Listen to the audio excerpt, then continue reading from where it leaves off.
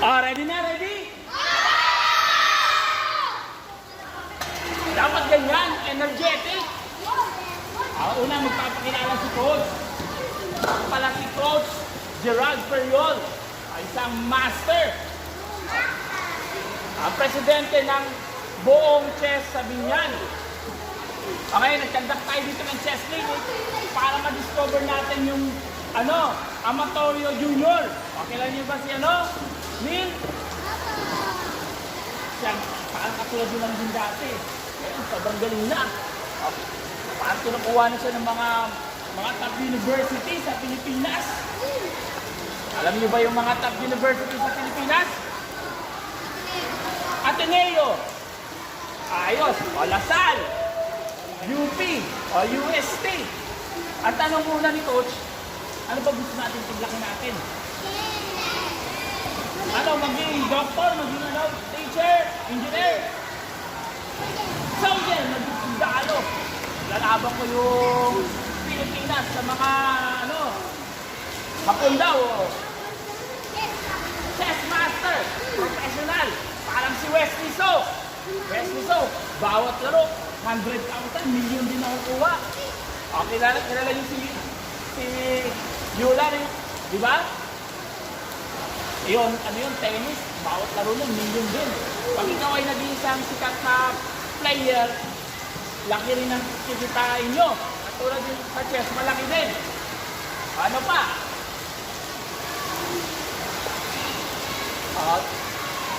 Maging player, maging soldier. Ano pa? Teacher, gusto ko magturo dito. Kasi ako nakapagturo ng mga kabataan.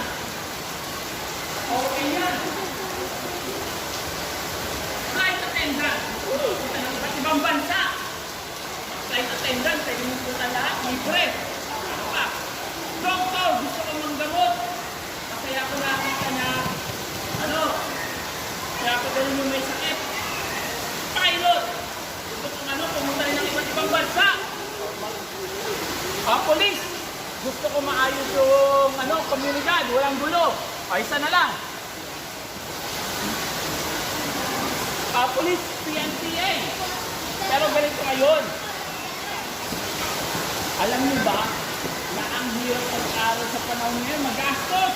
Alam niyo ba yun? Pag nag-aaral tayo sa mga university, kailangan natin ng malaking pera. Kaya ba ng magulang natin? Pwede naman, kaya naman. May mga paraan. Kaso, ano kaya yung pinakamagandang paraan? Pinakamagandang scholarship. Alam niyo ba kung ano? Coach, mag-aaral ako mabuti. Maging academic scholar.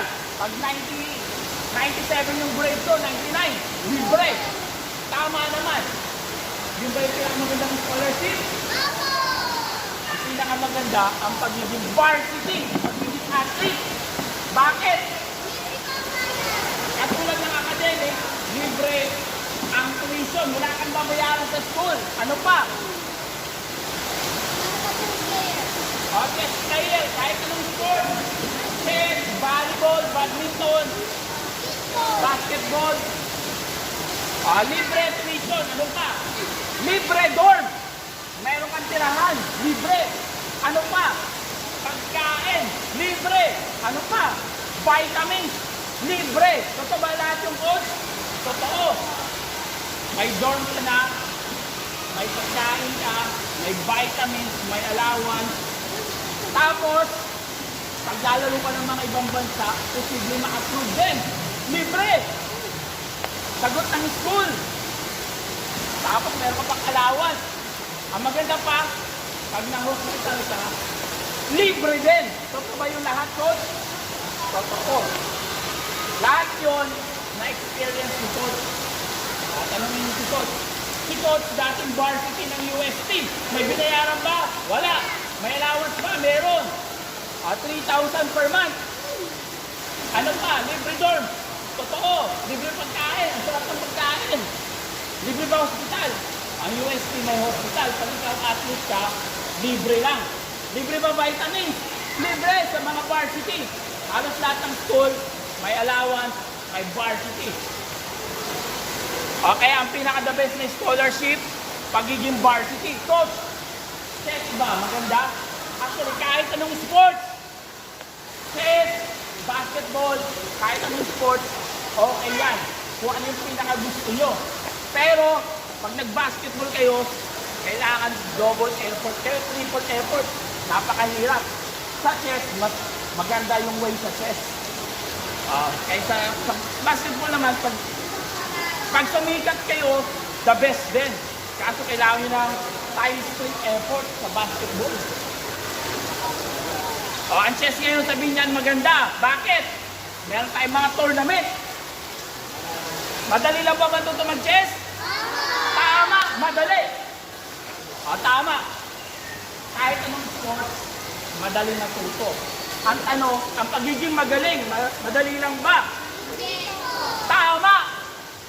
Alam nyo na, ang pagiging magaling, kahit anong sport, ay hindi madali. Kailangan nyo ng sipag, tiyaga. Tama. Pero, kailangan ba ng pera? Actually, kailangan natin. Pero hindi sobrang laki. Siyempre, kahit na masipag tayo mag-training, kailangan natin ng exposure. Tournament. Madalang ka makapunta ng tournament na libre. Pero ang Binyan Chess, sinusuportahan yan. May mga tournament tayo na libre para sa mga katulad natin mahirap. Dahil pag sasali tayo ng tournament, 300. Pataas. Sa iba, ang hirap nun. Sa iba, bariya yun. Ngayon, tingnan na natin sa board. Tulad ng sinabi nyo, madali lang. Ilang pyesa meron sa chess? 32, tama. Pero, 6 lang na moves ang kailangan mong alamin. Marunong ka na maglaro ng chess. Tulad ng sinabi ni Coach, at sinabi nyo, madali lang matuto mag-chess. Pero pagiging magaling, kahit naman yung sport, challenging. Kailangan mo ng sipag. Pag isa-summarize mo yan, meron kayong 6 lang na chess ang kailangan alamin. Yan ang 6 na kailangan natin alamin. Dali lang pala, Coach. Tama. Madali lang talaga matuto. Ngayon, ano yung tawag sa 6 na pyesa? Una yung rook. Tama. Sumunod yung knight. Sumunod yung bishop. Yung queen.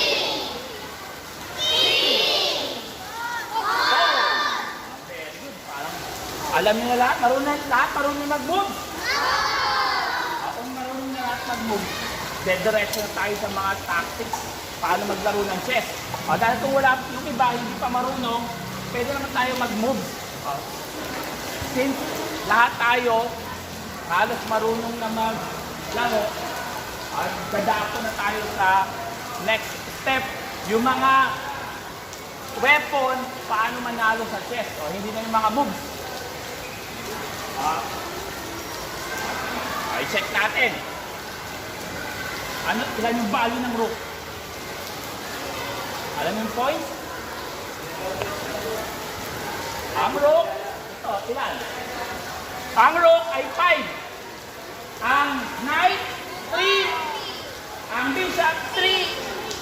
Ang queen, 9. Ang king, walang value dahil pag na-captured na checkmate, game over. Sunod yung pawn. Very good. 1. 1, 3, 3, 5, 9, 0. Meron ako dito mga business na pang-zero natin. Yung level 1, yung tawagin. Kaso tingin ko, marunong kayo lahat mag-move. Yung level 1, pwede naman natin panigay. Dito, marami naman tayo level 2, saka level 3. At saka, yung isa, ibigay natin booklet. Mga magandang game. Ibigay sa dito sa book, anong book na to? Maganda to. Pangalan pa lang. Secret of Opening Surprises. Pag may opening tayo, magandang ano yun, tool para manalo sa laro. Energetic agad tayo pag may opening tayo. Ngayon, ano yung mga principle? Sa booklet na to, may mga principle. Ito yung level 3. Ang level 3, number 1, double attack. Sige, mag-set up tayo rito. Ano ba yung double attack? Yung double attack, ang very famous weapon sa chess. Napaka-common. Yan yung number 1 weapon sa chess.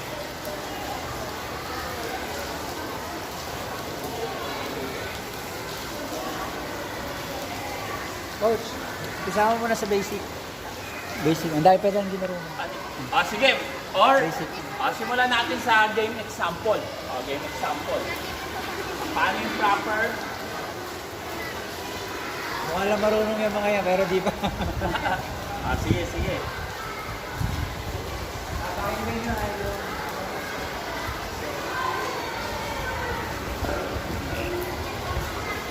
Tuturuan ko kayo ng opening. At ano yung mga principles sa chess? Mag-aaral tayo ng tatlong opening. 4 block para hindi naman kayo pare-parehas ng opening. Sa chess, mga chess principle, control the center. Ano ulit? Control the center. Ano ba yung center? Itong 4 na nasa gitna. Develop your pieces. Ano ba yung pieces sa opening? Knight and bishop. Develop your knight and bishop as quickly as possible. Ano pa? Castle early. Ano pa?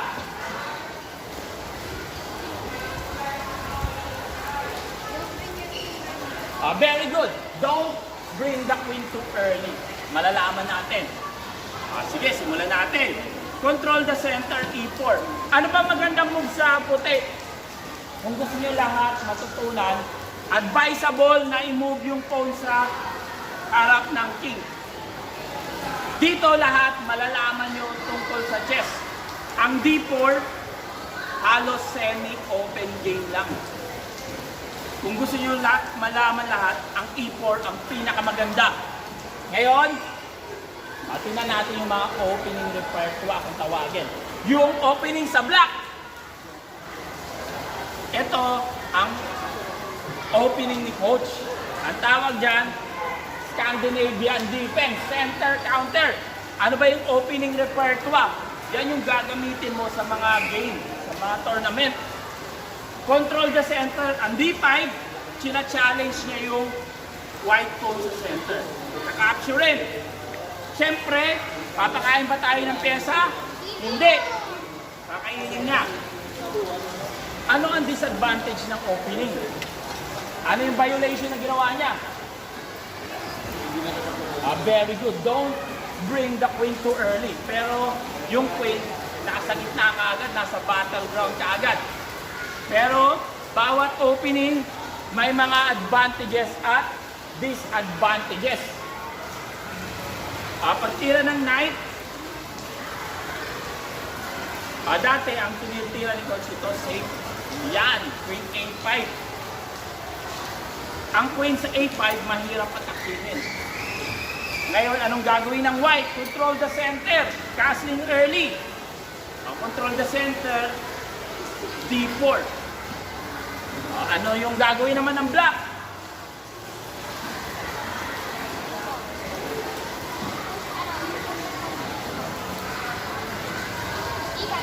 E5. Pwede naman challenging the center. Pero pagkain, tapos haharang, ang tanong, de-develop ka, di ba? Pagtira ng knight, kailangan mo na naman i-move yung queen. Ilan move na? 1, 2, 3. I-move mo pa, 4. Too much. Yung isa, okay lang. Pag sobrang dami na, pangit na. E5, tama naman yung E5.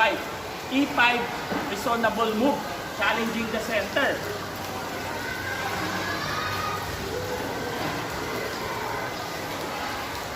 Kahit ilabas lang yung knight. Sabi nga, develop knight and bishop as quickly as possible.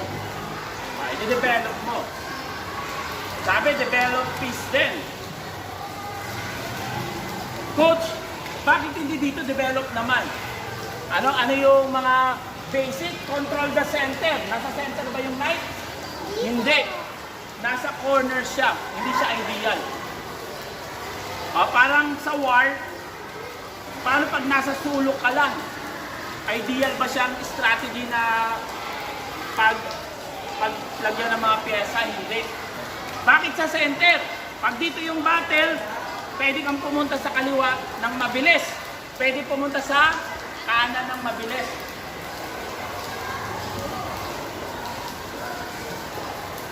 Ano ba maganda i-next? Ano ba maganda? E6 or bishop? Tama, bishop. Bakit kaya? Pag i-compare natin, kailangan active yung mga pyesa. Pag tumira tayo ng E6, dito, tapos imumove mo yung knight, ano nangyari sa bishop? Natutulog. Maganda ba yon sa war? Dapat active. Pero pag nandito siya, may inatake pa siyang pawn. Mas active ang bishop sa F5. Siyempre, ano yung chess? Game of planning. Pinapagtanuhan natin. Kaya maganda, may plan tayo bawat pyesa. Alamin natin kung saan natin imumove yung mga pieces. Kaya mas maganda ilabas muna yung bishop. Anong tawag dyan? Bishop outside the pawn chain. Ang tawag dito pawn chain. Pag nasa loob siya ng pawn chain, ano mangyari? Wala lang, natutulog lang. Okay ba yan? Hindi. Pag nandito, may inatake siya. Yung queen, hindi basta pwedeng gumalaw. Makain yung pawn. Ngayon, develop siya. Ngayon, gusto mong ilabas yung bishop, di ba? Kaso may pawn. Kaya mas maganda. Coach, dito para makapunta dyan or dito. Or sa E6 or E5. E6, E5, or G6. Mas maganda sa E6. Bakit? Unang-una, pag E5, ilan kayong pwedeng kumain? Siyempre, bibilangin natin. Ilan yung pwedeng kumain sa pawn? Dalawa, isa, dalawa. Ilan yung depensa natin? Isa. Ibig sabihin, libre. Pag kinain mo ng queen, may knight. Lugi. Hindi maganda ipamigay yung mga pyesa. Kailangan safe yung mga pyesa natin. Okay lang ba makipagpalitan, exchange, knight sa bishop? Pwede. Bakit? Same naman sila 3 points. Yung bishop to bishop, pwede ba? Pwede. Knight to knight. Pwede. Bishop to knight, knight to bishop, okay lang. Bakit? Same points lang naman. Ngayon, kung gusto mo ng advance, syempre, sa sunod na yan, kung paano lumalamang ang bishop sa knight, paano lumalamang ang knight sa bishop. Pero dito, ang exchanging ng knight sa bishop ay okay lang. Bakit? Pareha sila 3 points. E6. Ano yung mga chess principle? Pwede natin magamit sa white. Castle early. Castle early.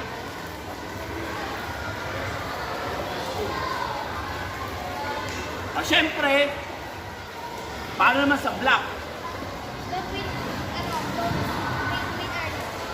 Ano yung mga possible next move sa black? Connected with chess principle.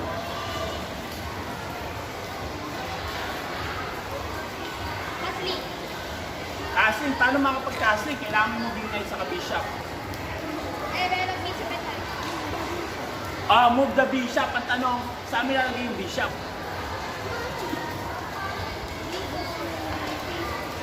B4.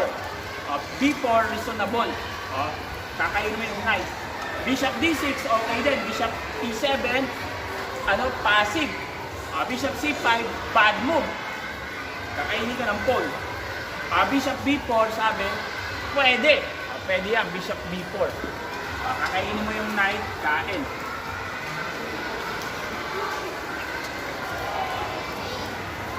Paano pag tumira dito? Ano yung pwede natin i-apply?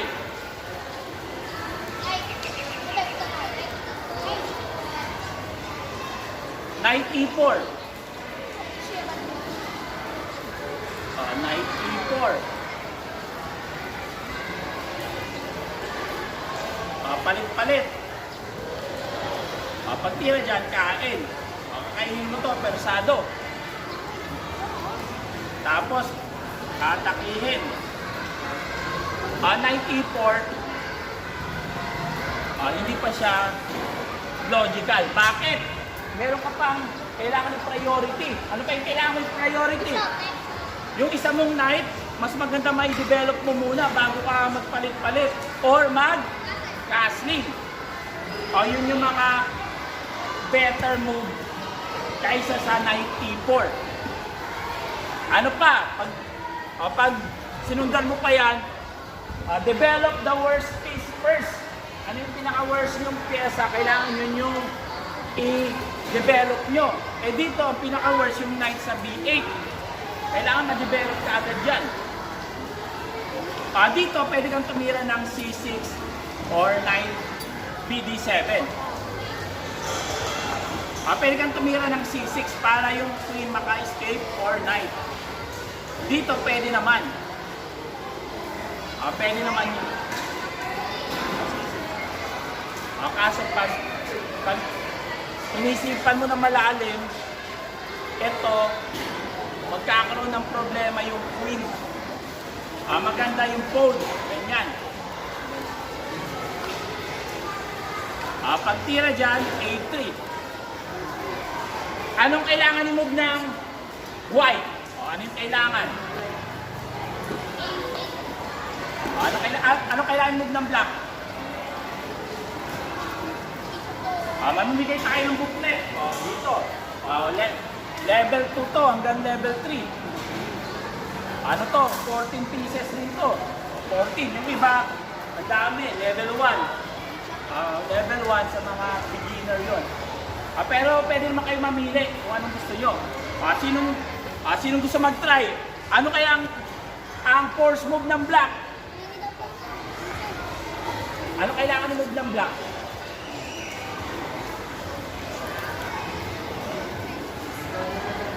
Ano kailangan i-move ng black? Yan ang tinatawag na force move. Black? Kailangan move ng black ng knight. Saan yung move yung knight? Knight D7. Agree ba kayo? Bakit hindi? Bakit man yung knight D7? Bakit?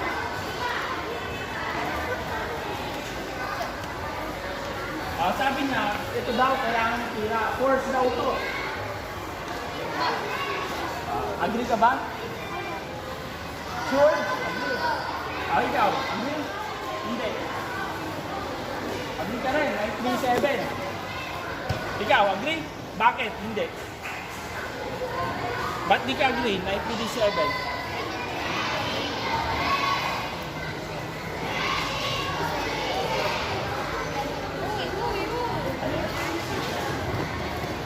Sabi niya, develop piece. Tama naman, nag-develop siya. Pero, yan ba yung forcing move ng black? Sabi mo, okay. Sumugot ka na. Siya, okay din. Siya naman. Ikaw, agree ka ba? Develop piece daw, knight 3D7. Bakit hindi?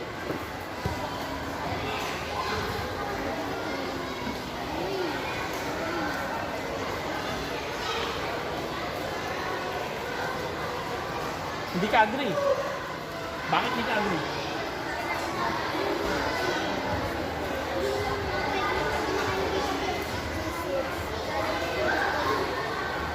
Hindi. Na-afraid ka dahil yung bishop ay yung pawn. Kaya protektado ko ng pawn sa kalang bishop.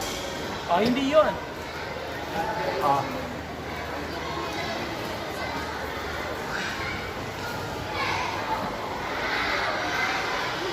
Tama. Ito, okay naman siya pag sinabi mo develop, kaso may nakalimutan ka. Ano yung principle na nakalagay sa booklet? Don't close. Look at the last move of your opponent. Ano pa yung huling tira ng kalaban? Don't ignore your opponent's move. Huwag mong baliwalain. Ano bang tira ng huli ng kalaban? A3. Ano ba meron sa A3? Yung bishop. Kailangan mo isip yung bishop. Pinamimigay ba natin yung bishop na libre? Hindi. Ang knight, hindi siya connected sa E6. Kundi yung bishop mo. Ngayon, saan kaya natin pwede mo bang bishop? Bishop D6. Bishop F8. Isa na lang. Bishop D6, Bishop F8. Bishop.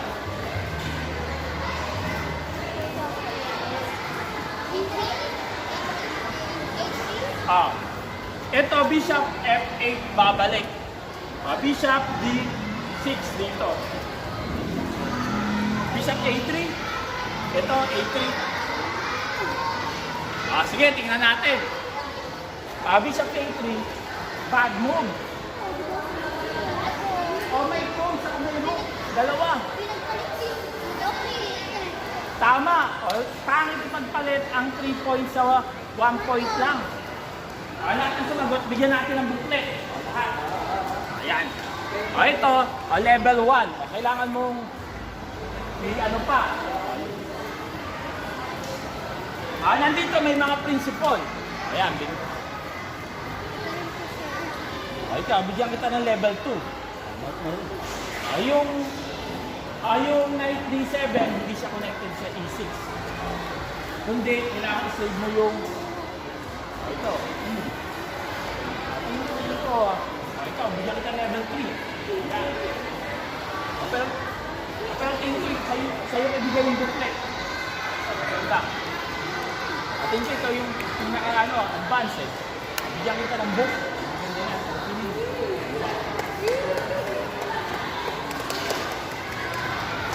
Ito, level 2. Sa mga malulunong na, yung mga sumagot lang. Ikaw, bigyan kita ng level 2. Yung mga sumagot. Mamaya, yung iba, para makita natin kung anong booklet ang ibibigay ko sa inyo. Ayan. Yung level 1, mga moves. May checkmate naman, may double attack, may capturing. Nandiyan din yung chess principle. Yung mga control the center, makikita nyo dyan. Sa level 2, mga tactics, mga weapon. Double attack, pin, removing the defender, checkmate, iba't iba. Ganon din sa level 3, halos parehas ng level 2. Kaso, mas mahirap yung level ng paso. Dito, kailangan natin i-move ang bishop. Force move. Titingnan natin yung tira ng kalaban lagi. Yung bishop under attack. Pwede kang bumalik sa D6, pwede dito pangit. Illogical. Illogical. Pero ang pinakamaganda, kakainin mo na lang. Pala sa mga 3 points. Bakit pangit i-move dito? May mga discover attack. Ganyan. Magugulat ka. Libre ang libre ang knight. Sabihin mo, bakit binigay ng kalaban ko yung knight? Yummy. Ikaw pala yung na-overlook dahil yung queen mo, libre. Pag kinain mo, 3 points nakuha mo. Pero, nalugi mo, 9 points. Ang pinakalugi mo, 6 points. Ang pinakamaganda, kakainin mo na lang. Para walang discover attack. Ngayon, forcing mo ba? Kasunod? Ano yung tira ng black dapat?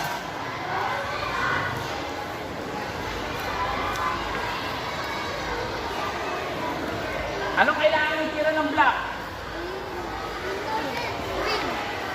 Queen, tama. Ano yung huling tira? Bishop, di ba? Anong meron sa bishop?